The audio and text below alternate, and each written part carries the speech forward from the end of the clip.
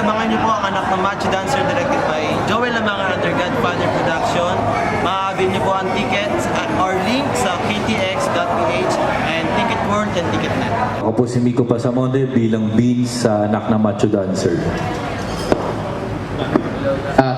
Hello, good evening po sa lahat na nagpunta. I'm Ricky Gomera as Kyle sa Anak ng Macho Dancer, and thank you sa lahat ng pumunta at patuloy na sumusuporta. Malapit na po sa Atrenta, sa KTX, no? Oo, alam ko yan. Anak ng Macho Dancer directed by Direk Joel Lamang. Magandang gabi po sa inyo lahat. Siyempre, Anak ng Macho Dancer. Na, marami na talaga naghihintay. Konting panahon na lang, lalabas na. Magandang gabi po sa inyo lahat. Magandang gabi po sa lahat ng tao dito, sa press po, sa PNPC. Mga co-actors po dito, maraming salamat po sa pagpunta. Thank you po. Okay. Anak, Joel. Again, thank you all for coming. Abangan niyo po ito sa Atlanta na po. There and sa direction po ni Direk Joel Lamangan. Thank you for coming pala dito sa lahat. Direk Joel. Salamat po sa inyong lahat at nagpaunla kayo na pumunta dito sa press con birthday celebration ng aming producer. Ngayon po'y birthday niya. Ang buong cast po ay bumabate ng happy birthday kay Joel Serrano ng Godfather. Yes, happy birthday! Isang bagong production outfit na alam kong lalago at mas marami pang pelikulang gagawin para sa ating industriya. Salamat po at sana'y tangkilikin at inyong i-promote, tulungan yung masabi sa maraming manonood ang Anak ng Macho Dancer. Hindi po kayo mapapahiya. Okay naman yung love life. Okay naman. Masaya naman, na-surpresa ka kagabi. Akala ko kasi 31 pa birthday mo. Anyway. Yung 30th ulit may celebration. Okay na yun. Kailangan lang sabay ka sa press con. Okay na rin, pati sex life mo, ha? Lolo. Sobrang okay. Sobrang laging pagod. Okay. Ayun po, sobrang ganda po ng pakikitungo ng mga kasama namin mga batikang artista, yung mga kasabay namin. Talagang tinuturuan po kami kasi nagsisimula pa lang kami. And sa bawat eksena naman po, ginagay nila kami, especially kay Direk Joel Lamangan. Kaya sobrang ganda po ng nung set namin, ganda po ng banding at samahan po ng grupo ng Anak ng Macho Dancer. You are Ricky Galera, no? Gomera po, Ricky Gomera. Gomera. Maayos po sila katrabaho, yung mga patikang aktor at mga co-actors ko po na katulad ko rin pong baguhan. Wala naman po kami naging problema. Masit lang po at napabilis po yung trabaho namin. And po, si Direk Joel po, maayos po na katrabaho po.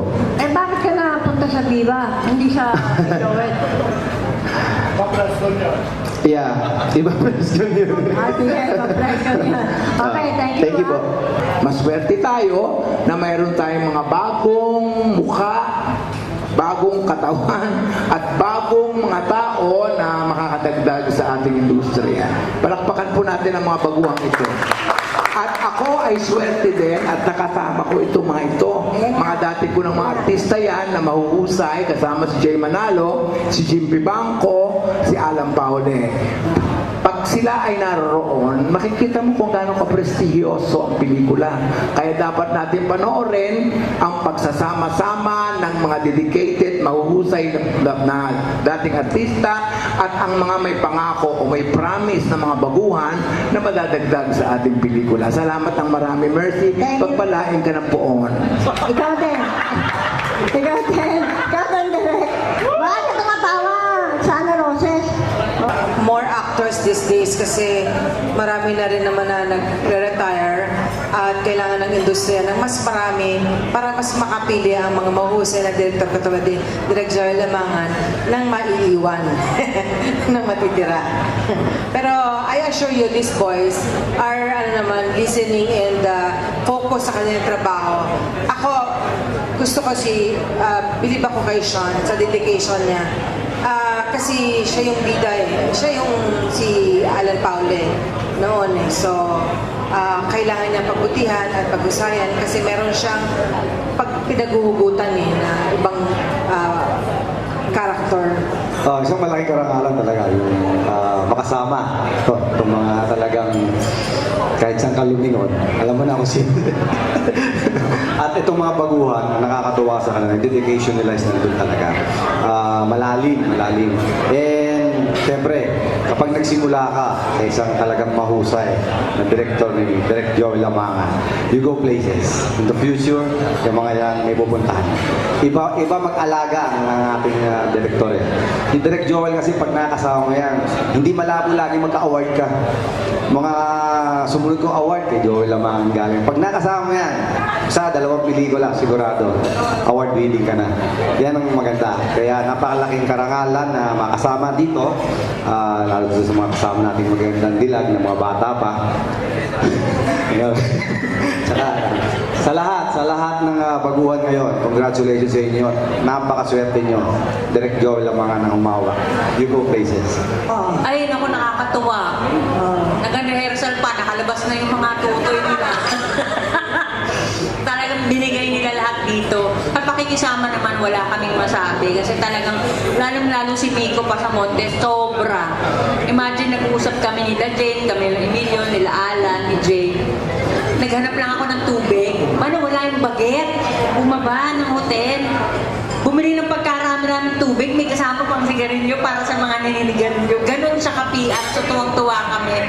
Walang sad moments dito kasi kahit inabot kami ng bagyong Ulysses, no, napakap ng isang araw, naging time namin yun naman para mag-banding, which is, di ba, Jobber? Gala-gala tayo doon kahit bumabagyo, di ba? Ang sarap. At saka syempre, yung experience working again with Direk Joel Lamangan, iba talaga. Medyo may mga umuulan talaga ng mura, pero yun yung nagpapasarap sa trabaho. Ay, pag wala yun, wala na. Hindi na, yung flavor, hindi na ganun. Malungkot na kami pag hindi siya nagmura. Diba? At saka hindi. Pag ikaw, minumura niya, tandaan mo, nakafocus siya sa'yo. Pina-fine-tune ka niya. Ganun yun. Kaya pag minura ka, matuwa ka. Matagal ko na talagang pangarap. And nagkataon, I was a fan of that movie ni Direk Lino Broca na Macho Dancer. And then 4 years ago, si Dennis Evangelista, alam niya, nagpa-audition na kami dati for this movie, pero wala kami napili. So, nagkataon na na-meet ko si Nico Pasamonte, and then we had an audition, and then we ended up getting Shandy Guzman as the lead star for this movie. Kung tatanungin niyo kung gusto kong magtuloy-tuloy, of course, kasi mahal ko tong industriyang to. And kanina nga, nung nakasama ko si Ate Guy, it's a big honor talaga na makatabi ko siya. Dati, extra lang ako sa pelikulang niyang 3 ina, 1 anak, di ba? And then of course, si Miss Osang, idol ko yan eh. Nagkasama kami sa Japan, si Miss Jacqueline Jose, so si Emilio Garcia. Ang sarap ng pakiramdam na after concerts, dahil while we are waiting na mag-resume sa normal, sa ngayon wala talaga eh. So, dito muna. And nakita ko naman na may avenue. Doon nakakatakot kasi po sa totoo, malakas po yung benta ng tickets namin. Pero mas marami yung reklamo kasi hindi nila alam kung paano. Kahit naman din ako, hindi ako techie na tao. So, eto na yung we have to adapt the new normal na kung gusto niyo mapanood, pagtsagaan niyo po talagang kumuha ng, mag-register. But we have good news dahil naisip po namin na dahil isang special event to sa January 30, yun po, sabay-sabay namin i-announce na available na po starting tomorrow yung ticket sa Ticketnet at Ticket World. So, mas napadali. Yung mga hindi kayang mag-register dun sa app ng KTX, kailangan pa kasi mag-sign up sa KTX. Pero sa Ticketnet at Ticket World, you have just book agad and bibigay sa inyo agad. Ang pakiusap lang namin, though kanina, good news, sabi ng KTX na si Sir Gian, matetrace kung sino yung magpapirate ng movie. So, yun, ipapahiya of course natin kung sino yung magpapirate. And nag-a-appeal kami na sana wag naman kasi pinaghirapan tong pelikula at maraming maambunan ng grasya. Alam ni Mother Jobert yun, pag kumita tong pelikulang to. And kung tanong tutuloy-tuloy, yes, magsisimula na ang shooting namin nung kontrabida at nung Joel ni Direk Joel Lamangan on the day or after ng showing ng pelikula namin. So I'm really praying and hoping to God na maging successful para hindi naman malugi at maging masaya ang lahat. Yun. Ayun po, yung mga abangan niyo po sa amin, syempre po yung kanya-kanya po namin karakter dito sa Anak ng Macho Dancer. Yun po. Yung abangan sa movie na to, yung scene talaga ng may frontal, yun.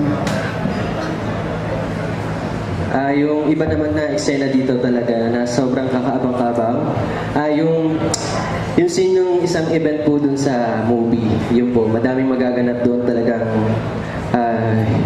mabubusog yung mga mata po ng mga mananood, yun po. Abangan nyo rin ako dito kasi this is my first time mag-support actor. Kontrabida ako dito kaya naging challenge sa akin to kung paano tinuro sa akin yung Direk Joel, kung paano isa puso tong role ko dito. Then salamat kay Direk Joel na pinagbigyan niya ako na makatrabaho siya. At happy birthday, Joel Serrano. Abangan niyo po yung Anak na Macho Dancer kasi hindi po kayo magsisisi dito. Lalo na sa mga LGBT, hindi masasayang ang pera niyo sa dami ng mga lalaki dito. Yun po, marami po silang aabangan, especially yung sa akin, kasi galing ako from pageantry to artist. Kaya yung totally first film ko to, first movie ko, wala akong experience talaga, even workshop. Kaya nakakagulat na nagampanan ko itong uling ko dito sa Kyle. Yung Kyle, second lead actor, isa sa pinakamabigat na role. Yan, maabangan nila dito yung masturbation scene, two-some, threesome, and foursome namin DJ Manalo. And sobrang yung movie na to talaga, hindi lang siya more on sex talaga. May pupulutang aral about sa nangyari, what happened right now during pandemic na nakapaloob dito sa movie na to. Napakarami pong aral na mapupulot at sobrang thankful ko po sa first movie ko na to na nakatrabaho ko ang isang Direk Joel Lamangan at saka yung mga bigating artista. Nagpapasalamat din ako kay Jay Manalo, kay Sir Mila Garcia and Miss Jacqueline Jose kasi sila talaga yung ka-eksena ko dito madalas at tinuturuan nila ako kung paano yung the way yung pag-arte ng natural. Kaya nagagampanan ko itong uling ko.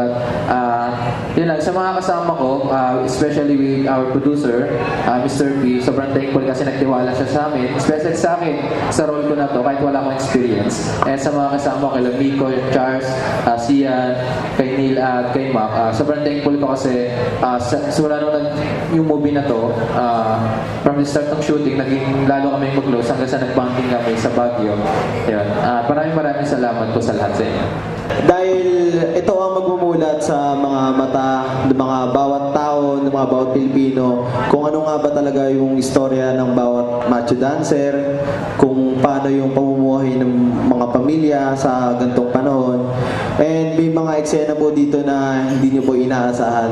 Katulad ng isang eksena na threesome, pati yung lampshade nag-react na tumbay yung lampshade dahil sa sobrang init ng intense ng eksena. Yun lamang po. Thank you.